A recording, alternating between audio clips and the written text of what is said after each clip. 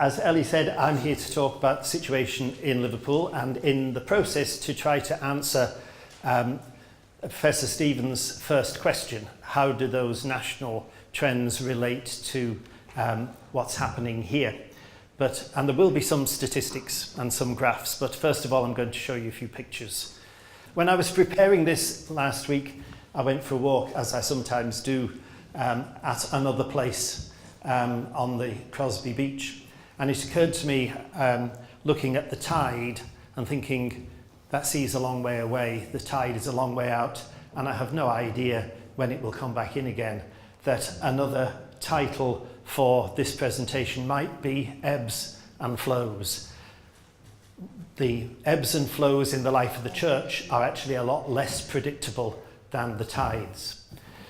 One of the things about being a Catholic in this diocese, for most of us, perhaps not those who've joined the community most recently, is that we're very conscious of our history. And so it's important, I think, to take just a very brief look at where we've come from in order to be able to understand where we are and where we might be going. And one of the key things about the history in this part of the world is the martyrs: Ambrose Barlow, Edmund Arrowsmith, John Rigby. We kind of borrow Margaret Clitheroe. I know she's from over the Pennines, but there is great devotion, and there are schools and parishes named after Margaret Clitheroe. And that saying of Tertullian, one of the fathers of the church, the blood of the martyrs is the seed of the church, that something about the fact that we became a persecuted minority and that we've grown from there is kind of in our psyche. The church in the top left is the medieval church of St Wilfrid's in Standish, the parish priest of which parish has gone, John Hindley. That's where I grew up, and that church was rebuilt around the time of the Reformation. But before that, our society was basically an agricultural society in this area: sheep, wool, farming. That all changed with the development of the port of Liverpool, which happened only in the 18th century. You probably know that Chester was the main port for this area until the River Dee silted up and Liverpool took over. And it's now a tourist attraction, but its history was the import and export through that port was the engine for the development of this region.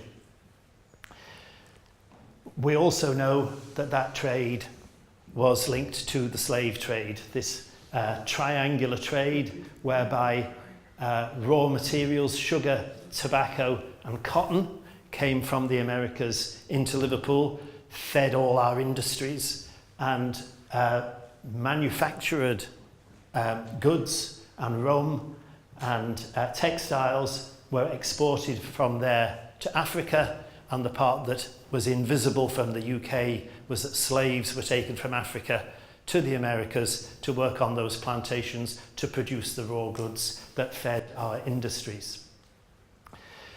The railways were what moved them around. The top right-hand corner is the British American tobacco factory, mainly women working in that factory. You can probably just see the name Tate and Lyle on that warehouse there, sugar, and of course the money went into the banks, which were an important part of the economic life of Liverpool. Further inland, where I come from, in this area, the main industries were coal on the left-hand side and cotton on the right-hand side, mills and pits. That needed a lot of people to build the railways, to build the canals, to build the factories, to work in the mines, to work in the pits. Where did they all come from? And the answer is abroad. We are a region of immigrants. Peter Doyle, in his book, spoke about the massive expansion. The population of Liverpool more than doubled. This is a town of Liverpool. In 26 years, from 34,000, a little town in 1773, to 77,000 in 1801, twice apparently. By 1804, it was the second largest port in the country, and the amount of coal it exported increased from 14,000 tonnes in 1752 to 186,000 tonnes in 1820. It was a massive increase in the size of the operation and in the population of this region. And where did that increase come from, especially in the Catholic community? John Bossy estimated that the combined Catholic congregations of the four main towns in Lancashire at the time, Preston, Wigan, Manchester and Liverpool, went from 4,500, and this is the congregations, the people in church, from 4,500 in 1783 to 120,000 68 years later in 1851. But look what it says about the Irish, that in 1783, less than 20% of that 4,500 were Irish. That's 900 Irish people in those four Lancashire towns in the churches in 1783. But by 1851, around 75% of 120,000, which if my maths is right is 90,000. So from 900 in 1783 Irish to 90,000 Irish by 1851. That massive influx, and there were also other influxes, but nothing like on the same scale, from Italy, from Poland, from other countries, created the parishes that created the infrastructure that Professor Stephen referred to in the 19th century. And that created the church, I suppose, that some of us here remember. It's been described by sociologists as the fortress parish. The kind of parish that grew up in England after 1850, after the restoration of the hierarchy, and flourished right up into the second half of the first half of the 20th century. A tightly organised, enclosing community within which virtually every aspect of life took place. Catholics married each other, they went to Catholic schools, they went to parish dances, they went to church together. It was an enclosed community. And this fortress had defences that kept it together and kept its integrity. Parish schools, the expectation and the patrolling of weekly Mass attendance, hands up those who were at Mass on Sunday, what colour were the vestments the priest was wearing. Parish devotions, all recreation going on within, the expectation of marrying in the community, the marking of rites of passage, baptism, confirmation, first communions, marriages. Friday abstinence, a huge separator of Catholics from everybody else, and regular house visiting by the priests checking up on all of this. Just a few pictures to evoke that era. A May procession from 1954 in Holy Cross in the middle of Liverpool. Bottom left-hand corner is my mum leading a First Communion procession in Wrightington in the 1960s. I can't remember when she bought that coat. And I've put alongside it the statue of Father Nugent, which stands in St John's Gardens, erected by public subscription, not by the Catholics particularly, because that stands for the Church's engagement with the social needs, the extreme poverty that came with that immigration, education, orphanages, social care, work in prisons, working with the Protestants, working with the local authorities, but engaging with the dire social needs of the time. Because there were no deacons then, so a priest had to do it. How things have changed. Massive change in society. The 60s, the swinging 60s. Some sociologists say that 1963 was the huge tipping point where lots of things changed, not just in the church. Rapid change in society in general, especially after World War II, but also changes within the Roman Catholic community that broke down the walls of the fortress. One of the things Vatican II did is turn us to face the world rather than facing inwards. So there has been decline. Just a few of the things, we'll look at them in more detail. Mass attendance, the number of priests and religious, the membership of sodalities, the Catholic Men's Society, the Guild of St Agnes, all of those, at one point, about half of the people who went to Mass were also in one of the sodalities. But that has all faded away in the same way that membership of organisations and groups like the uniform groups has also fallen away. It's a social change as well as a religious change. So some figures, and you don't need to see what the figures exactly are.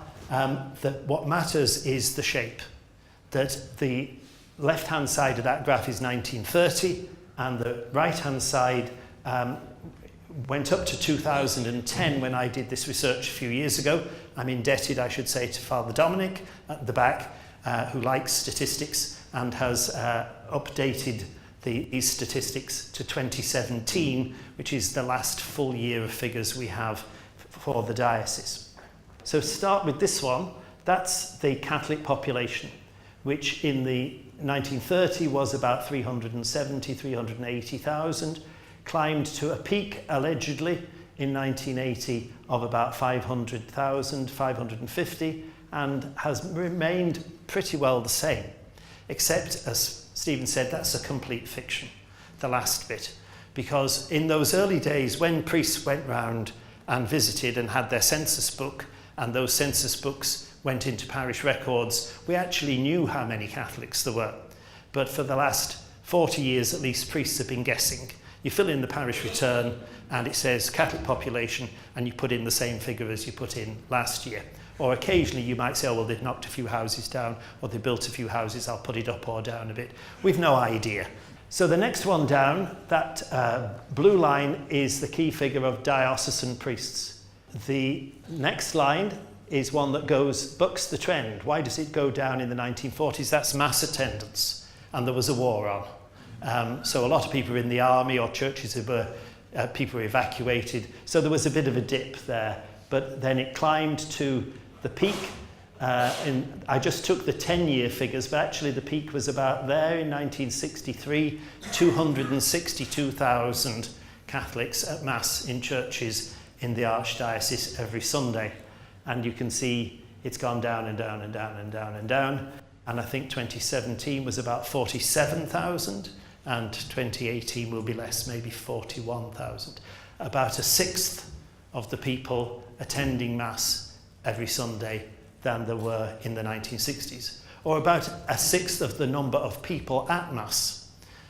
Most people who went every Sunday in the 1960s, who were there in the 1960s, were there every Sunday. We probably have more people than that 41,000, but they go every 2 weeks, or every 3 weeks, or every 4 weeks. There's a less regular attendance. Two that are close together here. The pinkish one on the top is the number of religious priests. The other one that starts at the same place is the number of churches. And this is a point Stephen has made. We had 140 churches in 1930. And it goes up and it goes up.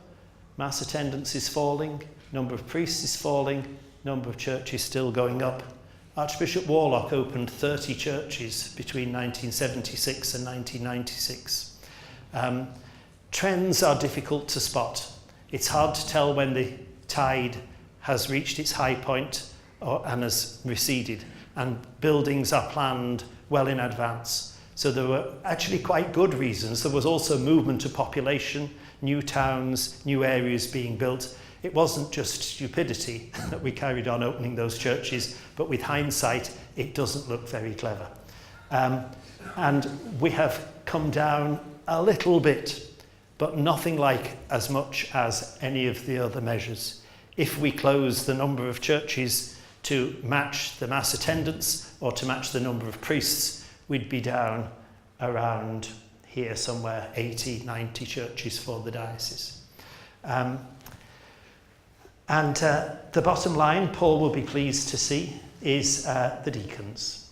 There weren't any until 1979. The first 5 were ordained. By 1980 there were 10 of them, and it got up rapidly to around 100 by 2010. Been a very slight decline since 2017, but we have a number of candidates in training and interested, and some of them are here today, and I expect that number will go up. again. So that's one that bucks the trend. A few other figures. These are, the top one is adult converts, and again this is one of Stephen's points. A massive high peak in 1960 and fallen like a stone to a very low figure now. We're not getting anything like the number of converts. Presbytery at St. Teresa's had 2 extra rooms built on the front in the 1950s, and it's in the yearbook said we had to build 2 more rooms to accommodate the number of converts requiring instruction, because in those days they were given individual instruction. So they built extra rooms to accommodate the converts coming for instruction. Next one is Catholic schools. We built a huge number of Catholic schools. It's come down again now.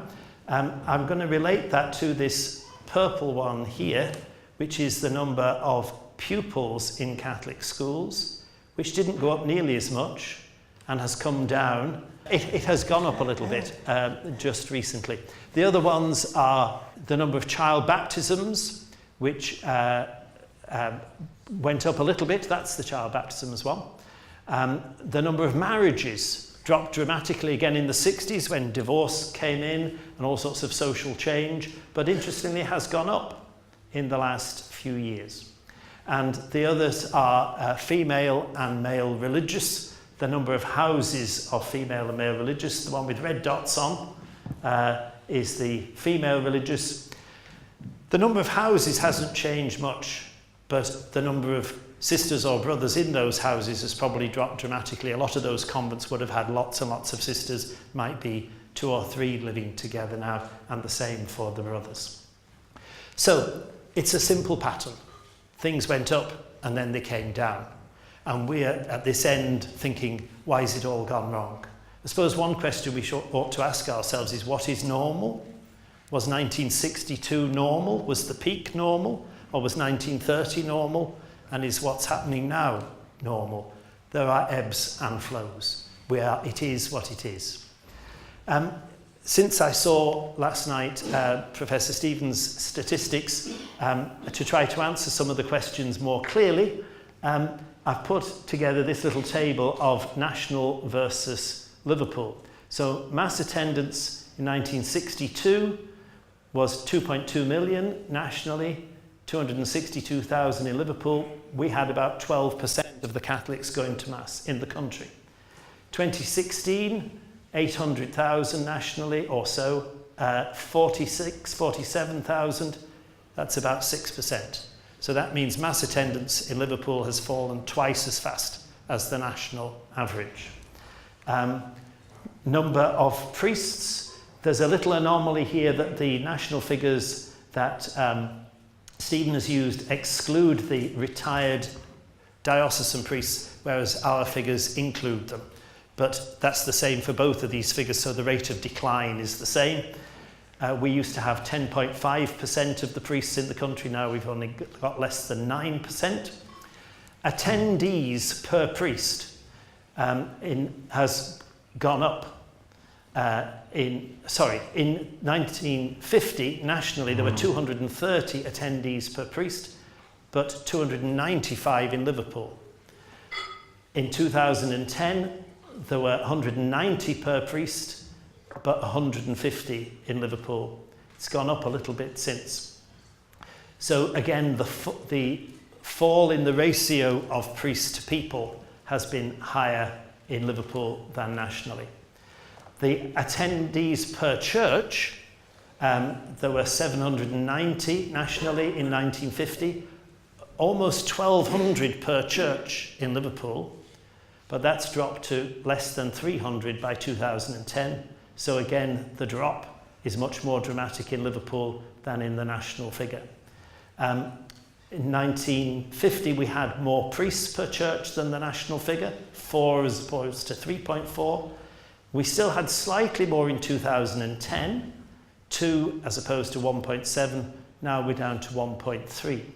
So the bad news, if you like, is that the decline that has been observed nationally has been sharper on every measure in Liverpool than the national figure. But you might ask, was that because we were so much higher in the 1960s? We were a much more heavily Catholic community than the national picture. So everything is relative. It's not all bad news. In 1960, or in 1950, or in 1930, there were no permanent deacons, there were no Eucharistic ministers, there were no readers, there were no catechists, there were no lay pastoral assistants or pastoral associates, there were no lay chaplains. We have huge numbers of lay people getting involved in the life of the church and taking responsibility, which is surely the way of the future. How have we responded to those changes as a diocese? Some of you will remember Archbishop Warlock, his 12 Apostles scheme, trying to introduce parish pastoral councils, deanery pastoral councils, and the Archdiocesan Pastoral Council. Again, trying to listen to people and draw plans together.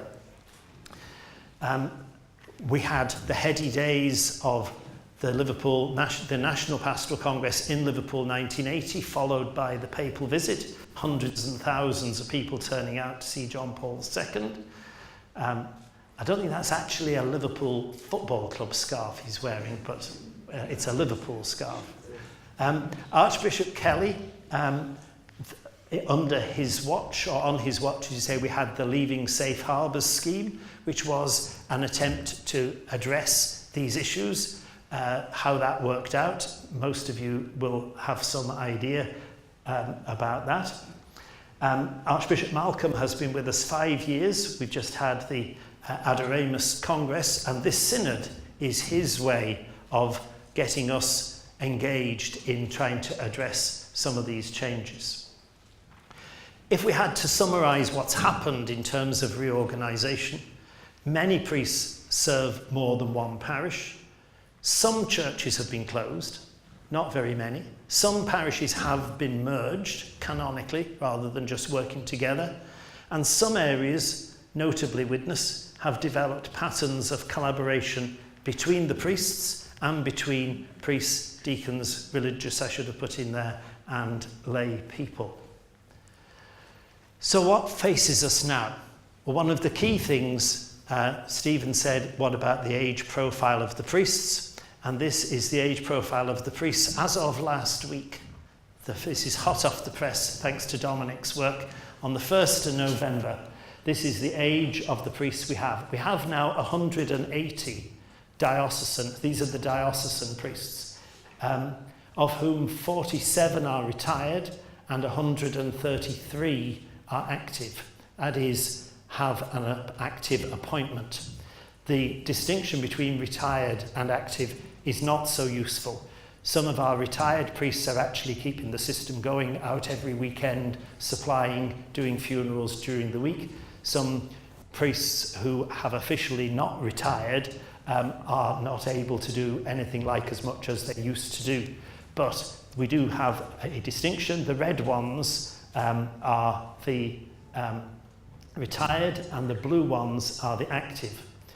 And you'll see that we have the official retirement age is 75, but we have, I counted them before, 20 priests who are over the retirement age who are still going in active ministry.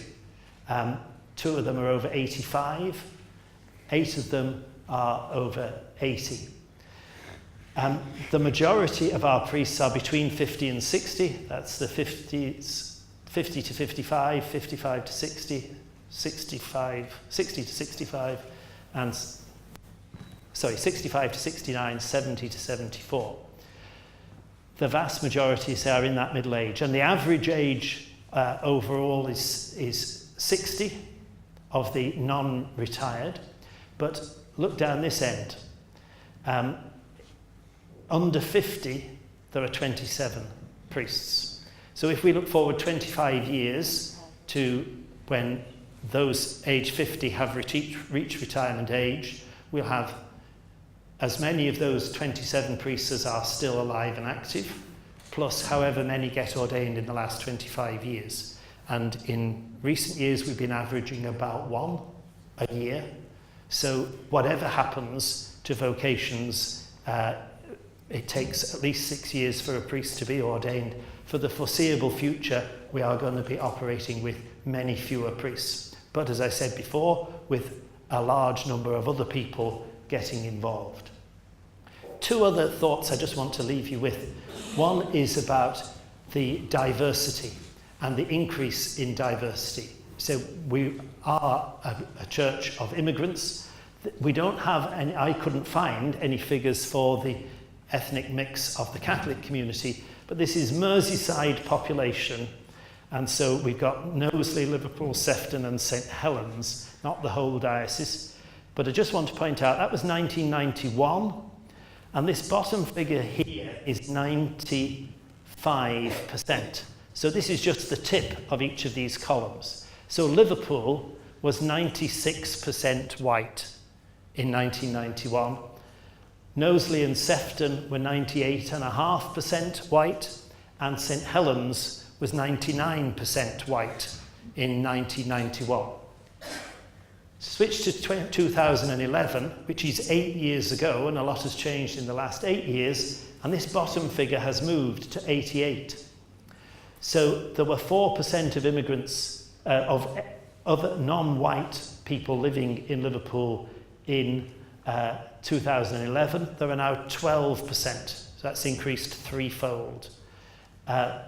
In Knowsley and Sefton and St Helens, the increases are similar, whereas it was less than 1% in St Helens, it's now around 3%.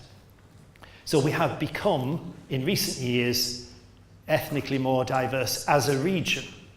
But if you look around our churches, certainly in certain parts of the diocese, in Liverpool where I am, I'm seeing a much higher figure than that. And that's because, as Stephen said, many of the communities that have joined us recently have very high rates of practice that we don't have before. So the Carolans, the Poles, the Nigerians, even though in the population they're not huge numbers, in our churches, some of our churches, they're very significant.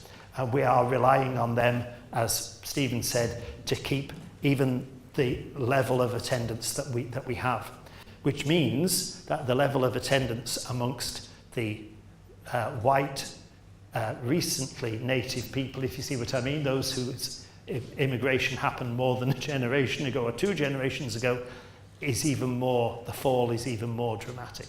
It's the immigrants in many of our churches that are keeping us viable and afloat.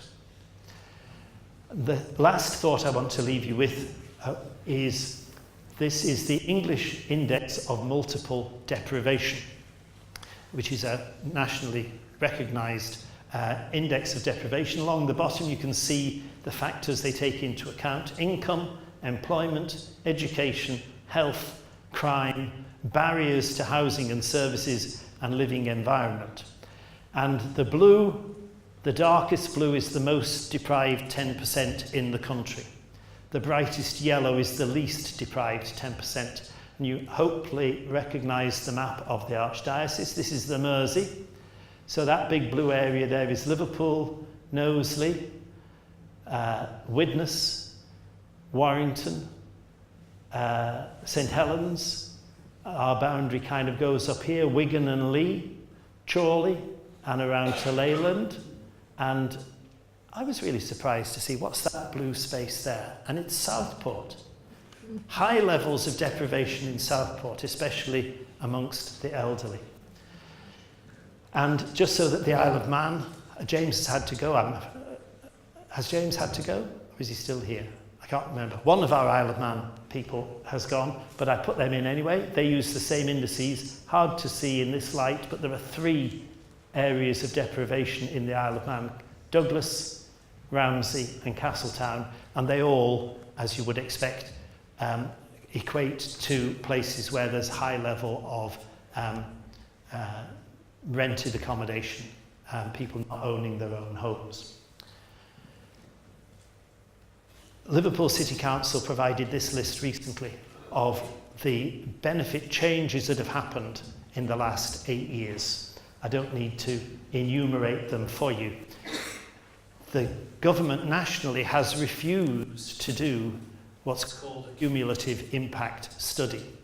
If you applied for any government grant to do anything, they would want you to do an impact study. What is going to be the impact of it? But they have refused to do an impact study. What has been the cumulative effect on families of all these changes? But Liverpool City Council has done a cumulative impact study, and some families have been affected by all of these or several of these changes, and their income has been dramatically reduced. So the poorest people in our society are getting poorer.